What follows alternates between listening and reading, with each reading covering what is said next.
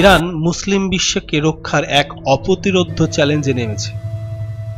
6টি পারমাণবিক বোমা তৈরির কাছাকাছি ইরান, বলেছেন মার্কিন সিনেটর। 6টি পরমাণু বোমা তৈরির জন্য ইরানের কাছে পর্যাপ্ত পরিমাণের অস্ত্র গ্রেড ইউরেনিয়াম রয়েছে বলে দাবি করেছেন মার্কিন রিপাবলিকান সিনেটর লিন্ডসে গ্রাহাম।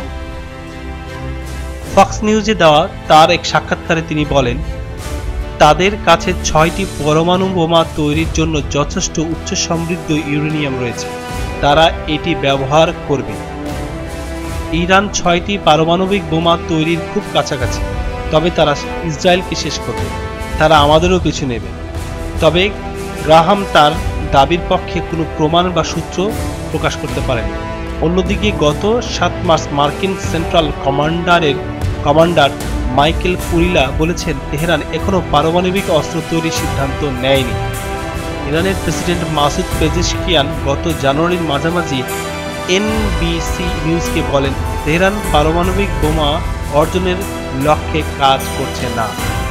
মার্চের শুরুর দিকে মার্কিন প্রেসিডেন্ট ডোনাল্ড ট্রাম্প জানান, তিনি ইরানের সর্বোচ্চ নেতা আয়াতুল্লাহ আলী খোমেনির কাছে পারমাণবিক কর্মসূচি নিয়ে আলোচনার প্রস্তাব সহ একটি বার্তা পাঠিয়েছেন।